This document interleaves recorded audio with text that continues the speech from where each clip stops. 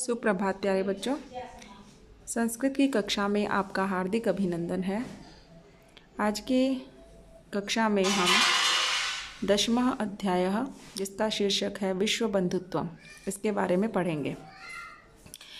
विश्व का मतलब होता है संसार, बंधुत्व का मतलब भाईचारा। तो विश्व बंधुत्व का मतलब होता है पूरे संसार में भाईचारे की भावना। यानी कि इस पाठ में हमें यह संदेश दिया गया है कि हमें पूरे संसार में सब लोगों के साथ मिलजुल कर भाईचारे की भावना के साथ रहना चाहिए। इसके साथ ही साथ इसमें आप कारक विभक्ति और उपपद विभक्तियों के बारे में भी जानेंगे। ठीक है, कारक विभक्तियाँ होती हैं जो आपकी 7 विभक्तियाँ, प्रथमा, द्वितीय, तृतीय, चतुर्थी, पंचमी, षष्ठी और सप्तमी और एक संबोधन, तो वो। और उपपद विभक्ति होती है जैसे आप सह के साथ तृतीया लगाते हैं ना, तो ऐसे किसी शब्द विशेष के साथ कोई विशेष विभक्ति जब लगती है, हमेशा प्रयोग में आती है, तो उसे हम उपपद विभक्ति कहते हैं। ठीक है, तो इनके बारे में जानेंगे। तो आइए हम अध्याय शुरू करते हैं। उत्सवे व्यसने दुर्भिक्षे राष्ट्र विप्लवे दैनंदिन व्यवहारे च यह सहायतां करोति सह बंधु भवति। यानी कि उत्सव के समय, त्योहार के समय, व्यसने विपत्ति आने पर, दुर्भिक्षे अकाल पड़ने पर, राष्ट्र विप्लवे राष्ट्र पर आपदा आने पर, दैनंदिन व्यवहारे रोजाना के कार्यों में, यह सहायतां करोति जो कोई सहायता करता है, सह बंधु भवति वही हमारा मित्र होता है। ठीक है, यानी कि हमारे अच्छे और बुरे समय में जो कोई हमारी सहायता करता है वही हमारा सबसे अच्छा मित्र होता है। इनमें सभी में सप्तमी विभक्ति आई है। उत्सवे व्यसने दुर्भिक्षे राष्ट्र विप्लवे और दैनंदिन व्यवहारे, सब में सप्तमी विभक्ति है और वो की एक कारक विभक्ति है।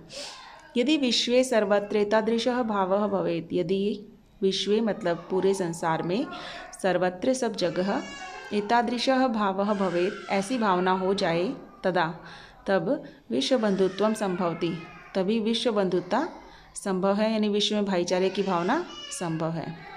कहने का भाव क्या है कि पूरे संसार में अगर सब लोगों की मन में ऐसी भावना रहे सभी के पास, तो ही विश्व में भाईचारा संभव हो सकता है, अन्यथा नहीं।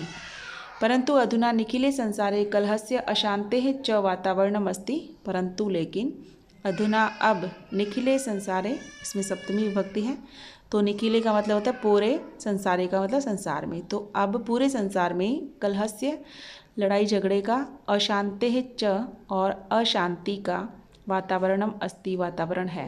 कलहस्य और अशांति दोनों में षष्ठी विभक्ति एक वचन है। ठीक है, तो पूरी लाइन की हिंदी बनेगी, परंतु आज पूरे संसार में कलह और अशांति का वातावरण है। मानवाः परस्परम न विश्वसन्ति, मानवाः मनुष्य लोग परस्परम न विश्वसन्ति आपस में एक दूसरे पर विश्वास नहीं करते। परस्परम का मतलब होता है आपस में।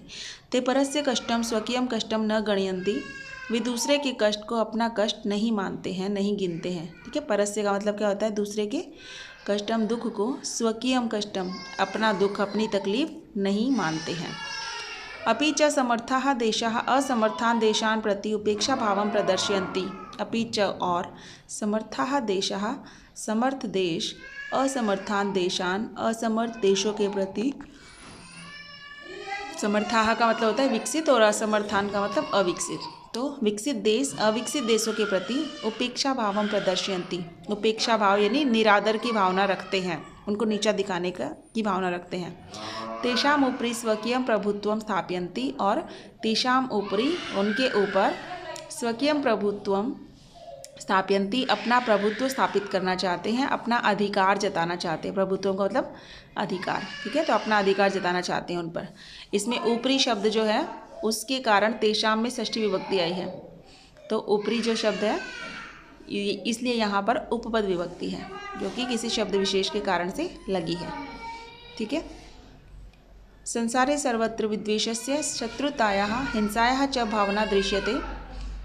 संसार में सर्वत्र सब जगह विद्वेषस्य यानी द्वेष की, शत्रुतायाः और शत्रुता की, हिंसायाः च और हिंसा की भावना दृश्यते भावना देखी जाती है, भावना दिखाई देती है। पूरे संसार में सब जगह द्वेष की, शत्रुता की, हिंसा की भावना देखने को मिलती है।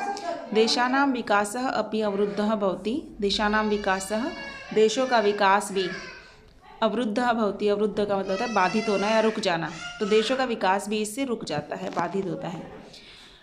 यह महती आवश्यकता वर्तते यत्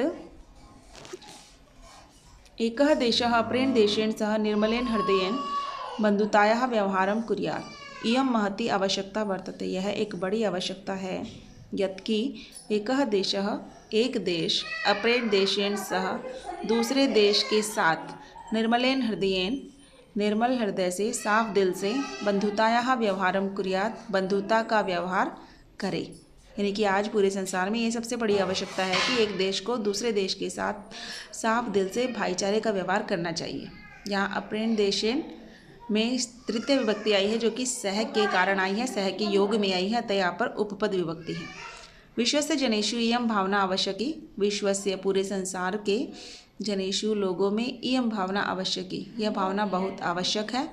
ततः विकसित अविकसित तयो देशयों मध्ये स्वस्था स्पर्धा भविष्यति, ततः तभी विकसित अविकसितयोः, विकसित और अविकसित देशों के मध्य बीच में स्पर्धा, स्वस्था स्पर्धा भविष्यति, स्वस्थ होड़ होगी, साफ होड़ होगी, यानी एक दूसरे से कंपटीशन करेंगे, वो सही समय सही प्रकार का वो कंपटीशन होगा, है ना। विकसित और विकसित देशों के बीच में आपस में कंपटीशन होगा, जिससे वो सीखेंगे। सर्वे देशाः ज्ञान विज्ञानयोः क्षेत्रे मैत्री भावनया सहयोगेन च समृद्धिं प्राप्तुं समर्थाः भविष्यन्ति।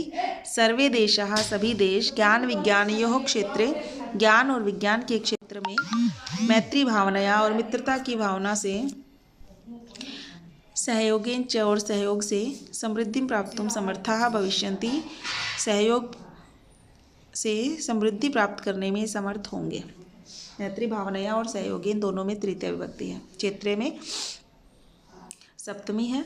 सूर्यस्य चंद्रस्य च प्रकाशः सर्वत्र समान रूपेण प्रसरति। सूर्यस्य चंद्रस्य च प्रकाशः, सूर्य और चंद्रमा का प्रकाश सर्वत्र, सब जगह समान रूप से फैलता है, यानी कि सूर्य और चंद्रमा जो है उनका प्रकाश सब जगह समान रूप से फैलता है। प्रकृति ही अपनी सर्वेषु समत्वेन व्यवहरति, प्रकृति भी सर्वेषु सभी के साथ समत्वेन व्यवहरति, समानता का व्यवहार करती है। तस्मात् इसलिए, अस्माभिः हम सब के द्वारा, सर्वै हम सब के द्वारा, परस्परम वैर भावम अपहाय, आपस में वैर भाव को छोड़ करके, शत्रुता की भावना को छोड़ करके, विश्व बंधुत्वम स्थापनीयम, विश्व बंधुता को स्थापित करना चाहिए। अतः विश्वस्य कल्याणाय एतादृशी भावना भवेत्, इसीलिए विश्व के कल्याण के लिए ऐसी भावना होनी चाहिए। यहाँ विश्वस्य में षष्ठी है और कल्याणाय में चतुर्थी विभक्ति है।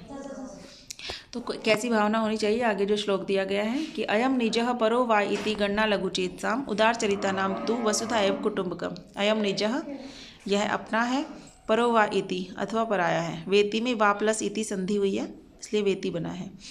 तो अयम निजः परो वा इति, यह अपना है अथवा पराया है। इति गणना लघु चेतसाम, ऐसी गणना छोटे दिल वाले करते हैं। लघु चेतसाम का मतलब होता है, लघु का मतलब छोटे, चेतसाम का मतलब दिल वाले, ठीक है, छोटे मन वाले। तो ये अपना है अथवा पराया है, ऐसी गणना छोटे दिल वाले लोग करते हैं। उदार चरिता नाम तु वसुधा एव कुटुंबकम, यहाँ भी वसुधा प्लस एव है, वसुधैव बना है संधि होकर के। तो उदार चरिता नाम होते हैं बड़े दिल वालों के लिए। तो वसुधा एव, पृथ्वी ही, वसुधा पृथ्वी को कहते हैं, पृथ्वी ही कुटुंबकम परिवार होती है। कहने का मतलब क्या है कि जो छोटे दिल वाले, छोटे हृदय वाले, छोटे मन वाले लोग होते हैं वो अपने और पराये के बीच अंतर करते हैं, लेकिन जो उदार दिल वाले लोग होते हैं, बड़े दिल वाले लोग होते हैं, वो पूरी पृथ्वी के लोगों को ही अपने परिवार के समान मानते हैं, उनके लिए कोई भी पराया नहीं होता है।